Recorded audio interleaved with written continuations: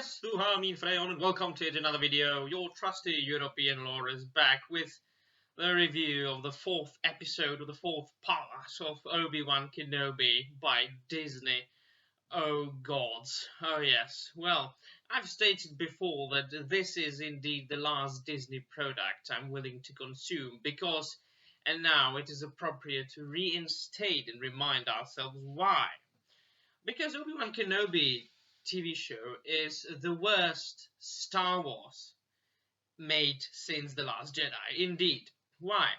Because it is very poorly written. It's just a very poor product. Not only does it deconstruct and retcon the original trilogy and the prequel trilogy and the Rebels, by which Disney is actually retconning their own canon, not only what they call the Legends or the previous canon, but their own newly accepted canon, but the episodes are also very badly written and inconsistent within the individual episodes and in between the individual episodes.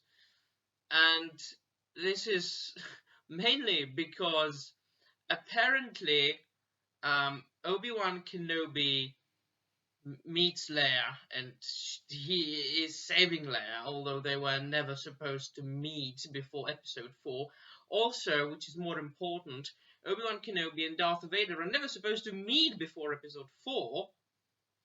And then, of course, they are making it as if Obi-Wan didn't know at the beginning of the show that Darth Vader was Anakin Skywalker and that he didn't know that Darth Vader was alive. And they are making it so that really not many characters know that Darth Vader even exists. And it has been stated in the expanded universe that already belongs to the Disney canon that Darth Vader instantly or very quickly became very infamous and well known throughout the entire galaxy. He was, after all, Emperor Palpatine's first hand and the greatest threat that comes from the side of the Empire. He was the Iron Fist that was controlled by the Emperor. So everybody was afraid of Darth Vader. Everybody knew him. You couldn't just keep somebody like Darth Vader secret. And then, of course, we've got that thing which possibly enrages me the most, and that is the fact that they have absolutely and completely Luke Skywalker at Obi-Wan Kenobi. And we have predicted it, my friends. We knew that they would take the character of Obi-Wan Kenobi, this aspirational hero, this worldwide famous character, fan favorite Jedi Knight, Jedi Master, and that they would make him a pathetic little man who stripped himself, blocked himself from the Force, who for 10 years didn't use the Force, didn't practice in the Force, didn't practice using his lightsaber, buried his lightsaber in the middle of the desert and just forgot all about it, which is the very same thing they did with Luke in the sequel trilogy. And that is what I was the most afraid of. I really didn't care if the show focused on different characters than on Obi-Wan Kenobi. We can see that in many other films and TV shows nowadays. There is a TV show or a film that bears the name of a certain character, but it's not really about that character. It's about other characters. I didn't mind that. I didn't mind the idea of this. I really was afraid that they were going to cuck Obi-Wan up, and they did indeed. And we can see it in this episode extremely. But what is, first maybe I should stress the positives of this episode. It was only 36 minutes long, including the end credits, which is good. It was quite short, so it was fine. There were a couple of scenes which had potential, but they are very quickly abandoned, and with the way the writers have proved themselves to be not really good writers, I don't think we are going to come back to those scenes, and that is a pity because it could have at least meant something a little bit positive for the episodes. One of them is the tomb that Obi-Wan Kenobi finds, where supposedly I think Darth Vader kept some of his trophies of people that he killed. We could all, after all, see a youngling there, a Padawan. There were humanoids, which were as if they were put in some sort of resin, see-through resin, like trophies. That was quite interesting, and also which of course must look very cool to every Star Wars fan, even though this won't save anything. Obi-Wan finally using his lightsaber, but I don't, I mean, come on, it won't save anything. Once again, what I didn't like was that all the characters seem to appear out of nowhere. Everybody's just arrived somewhere. We know at the beginning of the episode that Obi-Wan and the Imperial woman. I'm sorry, I really need to find out the name of the character because these are very, very poorly written and boring characters. Tala, I need to write it down so I don't forget. Tala. Is it the Imperial Rebel or something? The chick who played in Game of Thrones. So Tala. It's a Tala show. This is a Tala episode. It's all about her. So they escaped from the planet somehow, even though Darth Vader arrived, the Empire arrived. So it was apparently closed and controlled by the Empire. There must have been a blockade, but they managed to escape, of course. Let's suspend our disbelief there. Obi-Wan Kenobi gets put into Bacta tank and he heals like in 3 seconds, so alright. He's very hysterically afraid about everything. Leia is captured by Reva, of course, and Reva then interrogates little Leia, and she doesn't even have to use her force mind-sucking technique the first 2 times. She interrogates Leia. She uses it for the 3rd time, but discovers that Leia is too strong in the force to be able to read her thoughts. She had no problem using this force-sucking technique with the Jedi at the beginning of episode 1 or at the middle of episode 1. She also read Obi-Wan's thoughts on the platform where she killed the Grand or stabbed the Grand Inquisitor, because we know now that he's probably going to survive. The same wound that killed Qui-Gon Jinn, which is, pity that Qui-Gon Jinn, one of the most powerful Jedi in the history, didn't survive this very same wound. But with Leia, she had problems because Leia, a 10-year-old girl who never trained in her force abilities, was able to resist her. Okay, fine. It's quite obvious. They find out that Leia is found on Nur, a moon in the Mustafar system, in the Fortress Inquisitorius. And they find it out somehow.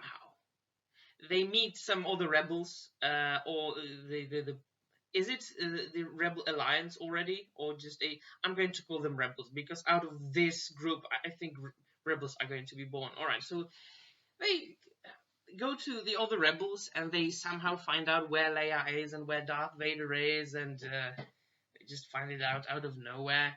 So they discuss how to save little Leia, and Obi-Wan Kenobi suggests that they might use the T-47 speeders that they have.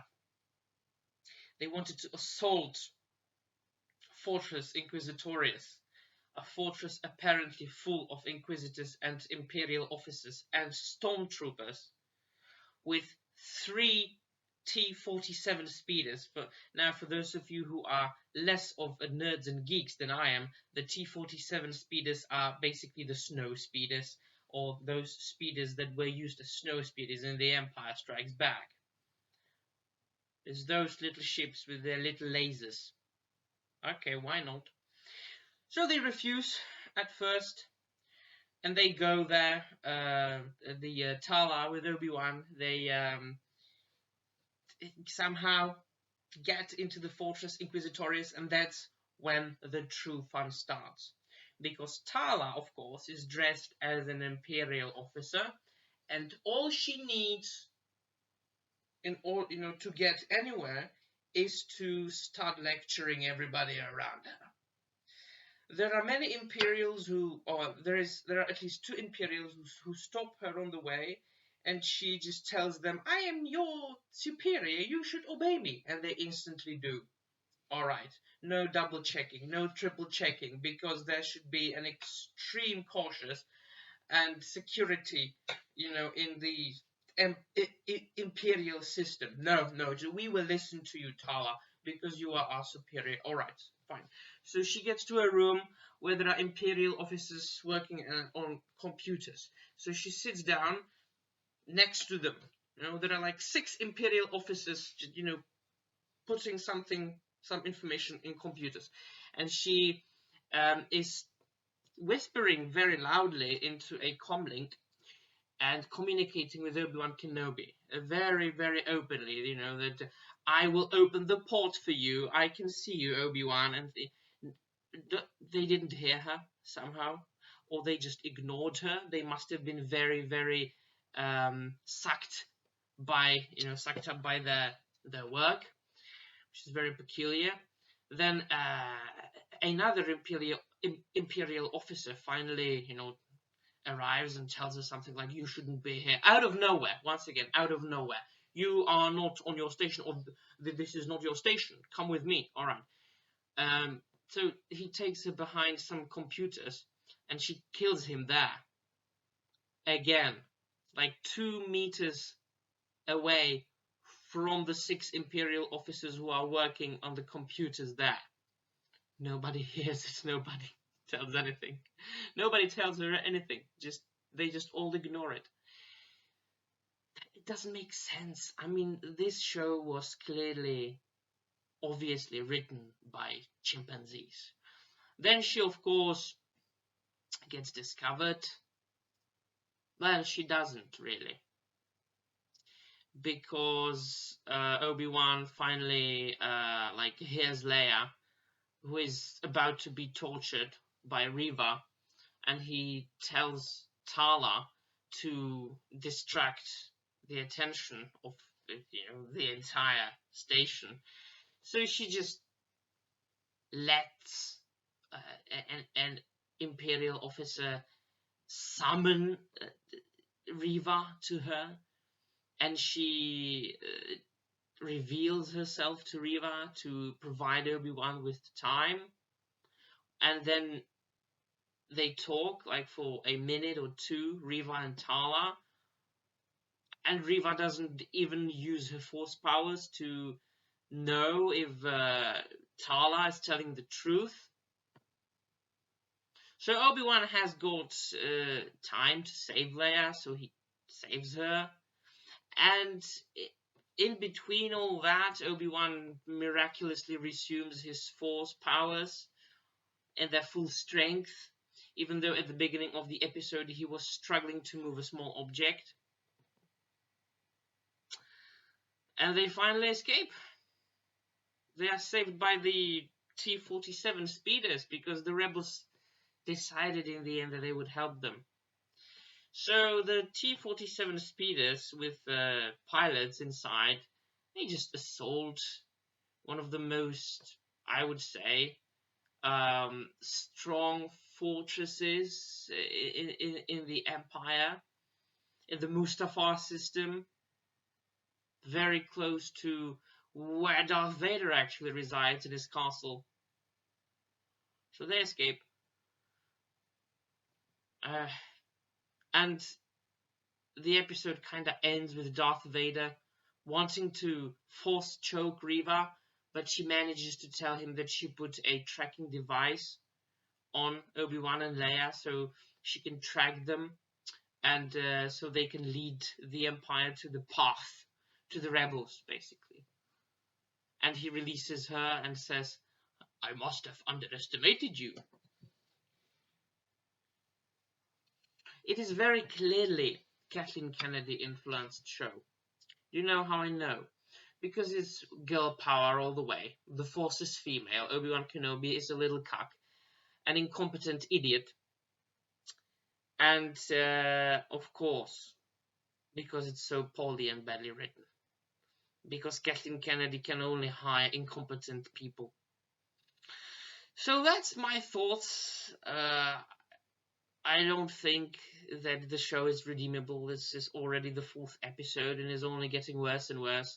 Now, this was admittedly the least awful episode so far because it was so short and because it was just a filler episode and because it really did not contradict as many of the canon as the 3 previous episodes did. So, admittedly, it wasn't a suffering, but in the middle of the episode, I was already checking the time and waiting for the episode to end, and that's never a very good thing when you're watching something. All right, I have highlighted those biggest piles of donkey manure that I wrote down or could come up with. There are many of them, many others. If you have got some more, please put them in the comments down below and let me know what you think. As you can see, I'm very, very tired just watching this one single episode. It's not good at all, not good. As I said, the worst Star Wars since The Last Jedi, and I'm a lifelong Star Wars fan. I've been watching Star Wars, loving Star Wars since I was 3 years old. And I did want this show to be good. I so wanted this show to be good because Obi-Wan Kenobi is one of my favorite fictional characters. Unfortunately, Disney proved to be Disney again, and what can we do?